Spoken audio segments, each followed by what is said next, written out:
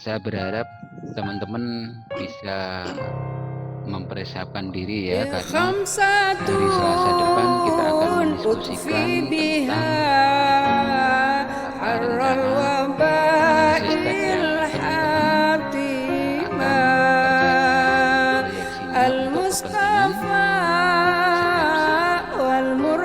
skripsi. Baik, ini sudah banyak ya kurang lebih 19 yang bergabung. Saya akan coba tampilkan kembali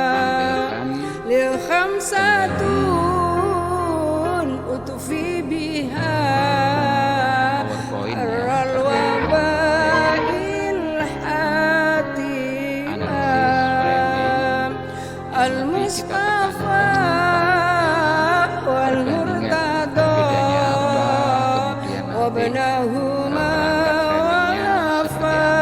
Jadi kita hari ini akan punya 4 model analisis framing. Mbak Nur Cahyani gimana kabarnya? Baik.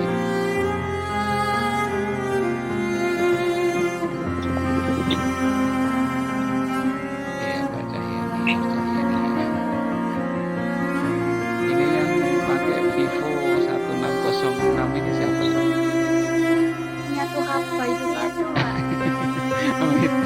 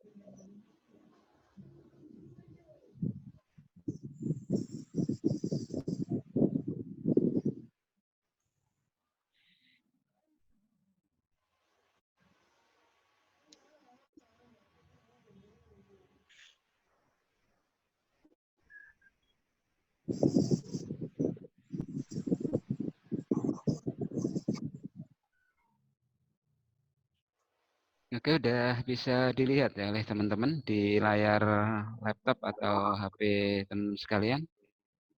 Sudah. Sudah ya, baik. Kita akan mulai. Bismillahirrahmanirrahim. Satu model yang paling sering digunakan oleh kakak kelas untuk analisis teks dengan pendekatan framing adalah model Robert-Enman atau disingkat dengan Enman. Nah, seperti yang sudah kita diskusikan pada Selasa lalu, sebenarnya teori framing secara global, secara umum itu banyak yang mengadopsi pemikiran dari Robert Enman ini. Nah, Robert Enman membawa konsep bahwa framing itu adalah bagaimana cara media satu menyeleksi isu, dan yang kedua bagaimana media itu menonjolkan isu yang sudah dipilih. Nah, dari pemahaman dasar teori framing ini, maka sebenarnya teman-teman dengan mudah bisa membedakan antara analisis framing dengan analisis wacana. Ya, jadi dari konsep dasar atau teori tentang framing itu bisa kita bawa untuk membedakan dengan mudah antara discourse analysis dengan framing analysis. Yang paling nampak perbedaan antara wacana dengan framing adalah kalau framing itu peneliti mencoba memberikan makna. Ya, jadi saya ulang, analisis framing peneliti mencoba untuk memberikan makna terhadap teks media. Dengan demikian, analisis wacana itu memberikan relatif kebebasan kepada peneliti untuk menentukan makna dari teks yang diteliti atau dianalisis. Dari perspektif peneliti. Akan tetapi, analisis wacana, analisis framing itu ya, ingin mengetahui bagaimana teknik framing yang digunakan oleh media di dalam pemberitaan, di dalam menyampaikan pesan komunikasinya. Jadi kalau wacana tadi pemberian makna terhadap pesan teks media oleh peneliti, kalau framing peneliti ingin mengetahui bagaimana strategi framing yang digunakan oleh media. Itu. Sehingga di sini saya berharap teman-teman bisa membedakan itu. Ada pertanyaan kemarin, biar tidak overlapping, biar tidak saling tumpang tindih antara analisis wacana dengan analisis framing, itu kira-kira seperti itu. Bahwa titik berangkat kedua analisis ini berbeda. Analisis wacana memberikan relatif kebebasan kepada peneliti untuk memberikan pemaknaan. Itu yang mesti harus kita garis bawahi. Memberikan pemaknaan terhadap teks yang dianalisis. Sementara framing, peneliti mencoba mencari tahu, mengetahui bagaimana teknik yang digunakan media atau komunikator di dalam memframing pesannya. Nah, itu perbedaan mendasar. Bisa diikuti ya Mbak Cici ya, sama Mbak Felinda, Mbak Firda, Fitria ya, Mbak Fitria, dan Mbak Mita. Bisa ya, sangat mudah kok itu ya. Jadi dari perspektif media dan dari perspektif peneliti. Dua-duanya kesamaannya menjadikan teks media sebagai fokus kajiannya. Di situ. Nah, saya berharap dengan bisa membedakan antara framing, kemudian wacana, bisa juga untuk membedakan dengan mudah analisis semiotik. Nah, kembali kepada model analisis framing Ehnman. Ada dua hal yang menjadi pokok perangkat framing dari Ehnman ini. Satu, seleksi isu. Ya, seleksi isu.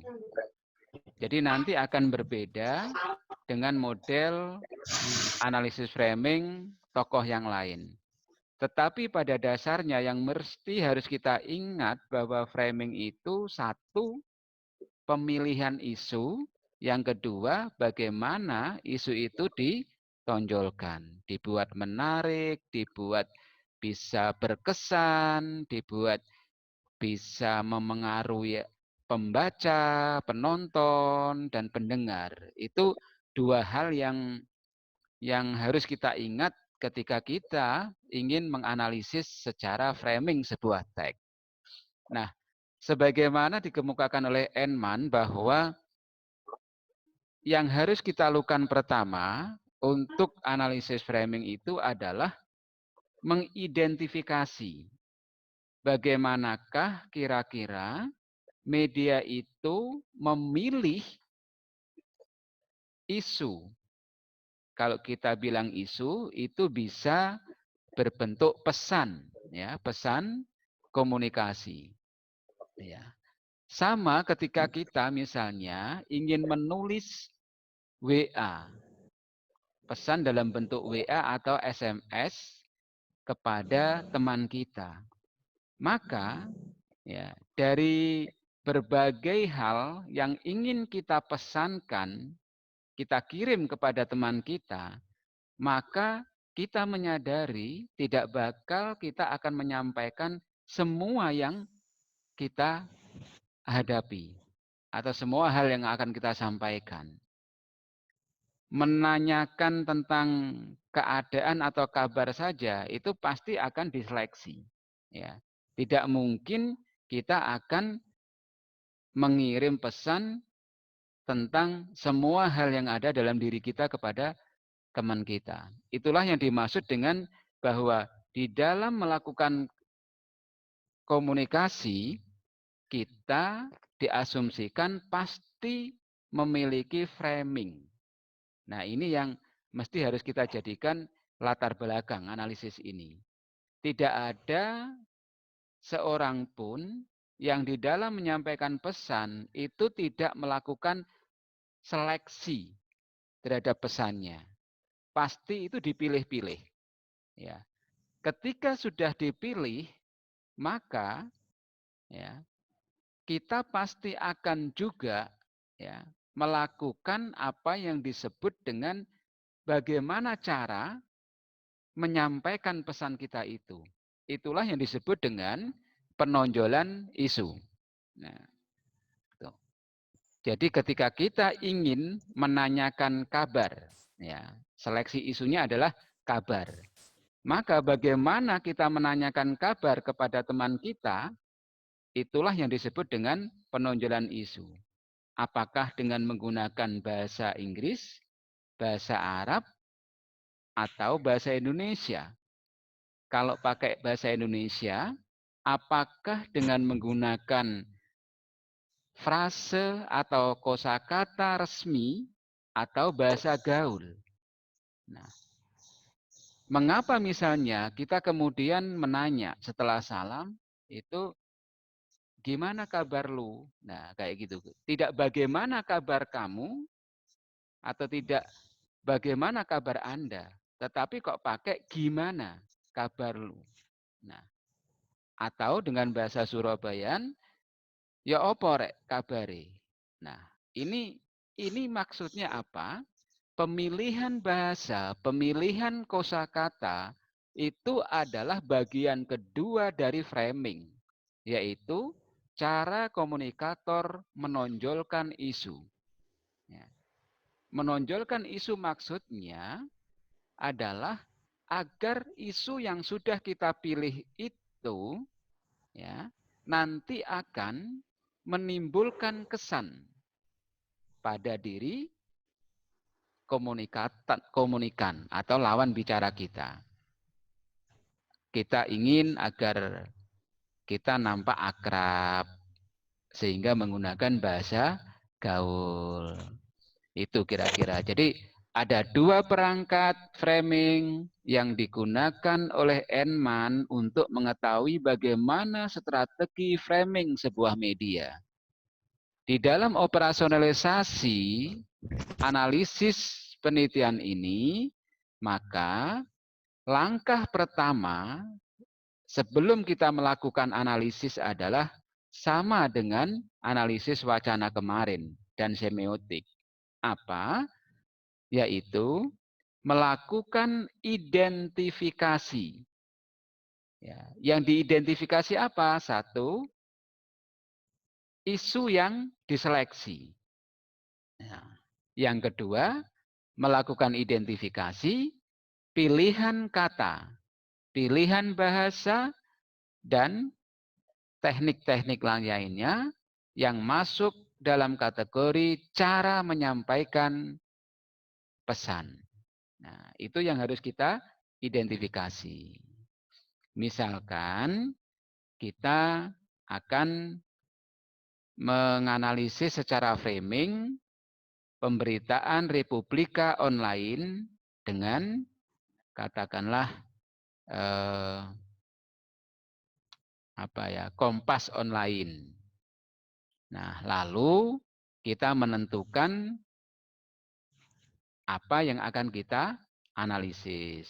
Berita tentang apa? Misalnya tentang pemberlakuan PSBB di Surabaya, misalnya. Nah, lalu dari dua media ini, Republika Online dan Kompas Online, kita lakukan identifikasi masing-masing. Pertama, ketika Republika Online memberitakan tentang pemberlakuan PSBB di Surabaya, itu judulnya apa? Demikian juga Kompas, judulnya apa? Karena judul yang digunakan oleh media itu mengidentifikasikan isu yang dipilih. Nah, kemudian yang harus kita identifikasikan kedua adalah bagaimana cara Republika Online dan Kompas Online itu menampilkan tentang berita pemberlakuan PSBB di Surabaya. Apakah ada gambar yang dicantumkan? Apakah ada kutipan wawancara dari narasumber tertentu? Apakah ada grafis, ada gambar, dan lain sebagainya. Berarti itu identifikasi terhadap penonjolan isu. Nah, ini yang harus kita pahami di langkah pertama untuk analisis framing Robert Enman. Oke, ada pertanyaan sampai di sini? Sebelum kita lanjut pada analisis. Yang tadi baru langkah awal, melakukan identifikasi, satu, seleksi isu. Apa isu yang dipilih dari koran itu? Nah, yang kedua, bagaimana koran itu menampilkan dan mengkomunikasikan isu yang sudah dipilih. Apakah menggunakan gambar, apakah juga memanfaatkan kutipan narasumber, berapa yang diwawancarai. Nah, perlu saya sampaikan, analisis framing ini pada umumnya digunakan untuk perbandingan, ya, untuk perbandingan antara media satu dengan media yang lain. Jarang sekali digunakan hanya untuk satu media. Ini yang mesti harus kita ingat-ingat ya Mbak Mita ya, dan Mbak Amira, Mbak Mita yang satunya ya, ada Mita dua ya, ada Mbak Ida juga ya. Bahwa analisis framing dibedakan dengan analisis wacana dan semiotik. Yang kedua adalah pada umumnya analisis framing ini digunakan untuk perbandingan, ya, perbandingan teknik framing antara media satu dengan media yang lain. Kayak yang kita sebutkan tadi. Kalau media elektronik, katakanlah TV juga begitu. Misalnya bagaimana Kompas TV dan Metro TV ya, di dalam memberitakan tentang sebuah isu. Dibandingkan isu yang diberitakan itu sama. Dilihat dari sisi judul atau headline. Cuma nanti masing-masing media itu akan berbeda di dalam penonjolan isu. Ya, sama-sama berita tentang penerapan PSBB di Surabaya, ya, Kompas TV mewawancarai Gubernur Khofifah misalnya. Sementara Metro mewawancarai bukan gubernur. Nah, ini bukan sesuatu yang tidak disengaja. Ya. Jangan kemudian kita berasumsi, ya memang gubernurnya pada saat itu sulit ditemui oleh Metro, sehingga yang diwawancari Metro bukan gubernurnya, tapi wakilnya. Tidak. Jadi semua yang dilakukan oleh media dalam rangka menyampaikan pesan itu termasuk framing. Ya. Jadi ketika menampilkan sosok seseorang di dalam wawancara itu adalah sebuah kesengajaan yang bertujuan untuk menonjolkan dan membuat isu itu menarik. Jadi itu yang harus kita pahami dari awal. Jika kita bawa ke konteks dakwah, ya, jika kita bawa pada konteks dakwah, maka ya, seorang dai di dalam menyampaikan pesan pasti memiliki satu, ya, pemilihan pesan tertentu. Pasti dipilih-pilih. Saya nanti diundang di masjid apa misalnya, pada jamaah apa misalnya, maka saya akan menyampaikan pesan tentang ini. Nah, itu seleksi isu. Kenapa tentang itu? Nah, itu pasti punya alasan. Nah, yang kedua, setelah menentukan, katakanlah saya akan menyampaikan tentang 3 pembagian waktu di bulan Ramadan. Awalu rahmah, ausatuha maghfirah, terus yang terakhir adalah itkum minan nar. Nah, kenapa itu dipilih? Ketika dipilih, lalu bagaimana sang dai itu menyampaikan tentang 10 hari itu. Dengan contoh, dengan penekanan, dengan analogi, atau yang lainnya.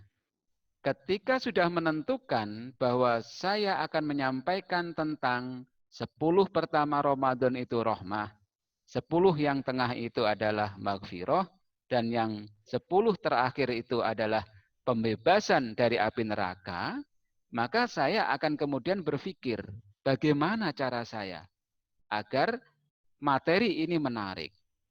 Nah, lalu dibuatkan contoh, lalu diceritakan, dan lain sebagainya.